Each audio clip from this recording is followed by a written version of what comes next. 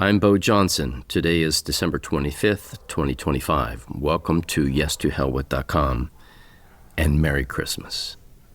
An attorney wrote to me yesterday and said that the report, which reveals ChatGPT's concession that the federal government operates the income tax laws by using fraudulent presumption, is well done.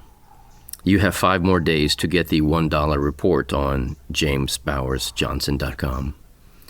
Now let's talk about David Ingalls.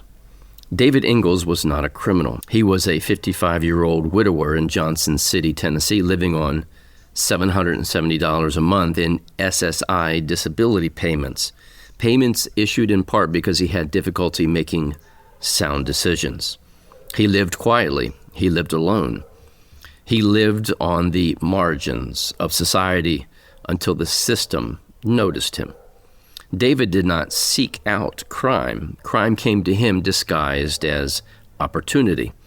Facing foreclosure and desperate for money, David agreed to help an acquaintance cash a few checks. He asked the obvious question, "Why don't you cash them yourselves?" He was told that Walmart had limits as to the number of checks that one could cash on a daily basis. That explanation sounded reasonable. David accepted it in good faith. Then came the moment that should have ended the story. Standing at the Walmart counter in Virginia, David did what criminals do not do. He asked the cashier if the checks were legitimate. Not once, not twice, but 3 times. Each time the cashier said yes. The checks were made payable to David. They appeared legitimate. So he cashed them once. He kept $100, that was his fee, and handed the rest of the money over. Then he went home. The next day he was asked to do it again. David said no. That refusal says everything you need to know about intent. But intent is not what modern justice weighs.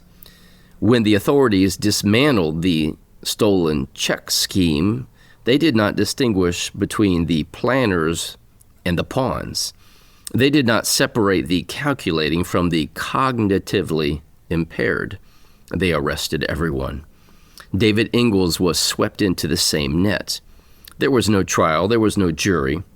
There was a 15-minute meeting with a court-appointed lawyer who rushed through a 30-page plea agreement and delivered a familiar ultimatum. Plead guilty and receive less time, or go to trial and risk everything. David tried to explain. He spoke of his disability. He said he didn't believe he had done anything wrong. But he was not heard, not by his defense attorney. Overwhelmed and frightened, David pled guilty. He was sentenced to 36 months in prison. Now, on a personal note, I know this case is real because I was placed in a cell with David Ingalls. I read the 30-page plus plea agreement. I got to know the man. David is one of those people who lives a desperate life, not because he is dangerous, but because he is vulnerable. He is slow, trusting, and painfully sincere. He is not cunning. He is not calculating. He is not capable of the kind of intent the law pretends that he had. Those within the legal system who played a major role in his conviction, the prosecutor, the judge, the machinery surrounding them, they did not give a damn about David Ingalls. They did not see him. They saw a case number. They saw opportunity. They saw convictions. They operated selfishly for themselves and their careers with abject indifference to humanity and with complete and utter disregard for equity and truth. This was not justice, it was convenience. Now let's look at the 4 corners of justice diagram. The final score is minus 15. That number is not symbolic, it is diagnostic. It tells us that this was not an accident. It was a system functioning as designed. The defendant begins with compromised integrity, not because of guilt, but because of disability, and that makes him vulnerable. The system is supposed to compensate for that. It did not.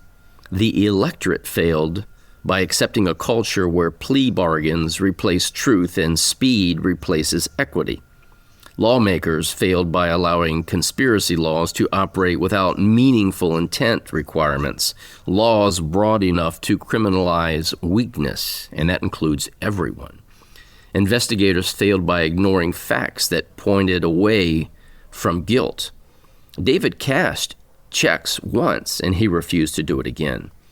He repeatedly asked whether the checks were legal. The prosecutor failed most of all. Presented with disability, lack of intent, and clear signs of good faith, the prosecutor pressed forward anyways. Not for justice. He did it for convictions. The judge allowed the machinery to move forward without interruption. The defense lawyer failed to defend. Key witnesses like the cashier who could have confirmed David's caution was never heard from. There was no jury to bring common sense into the room, and the grand jury accepted a narrative stripped of context and humanity. Every corner leaned left. Every safeguard collapsed. This is why David Ingalls belongs beside Arlen Jones. Different eras, different facts, but the same injustice.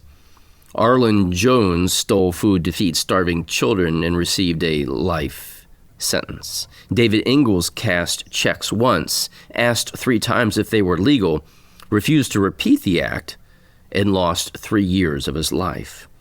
Both cases reveal the same truth. When intent is ignored, justice becomes punishment without conscience. David Ingalls did not fall through the cracks. He was processed. And this is the most dangerous revelation of all, because systems that fail occasionally can be corrected.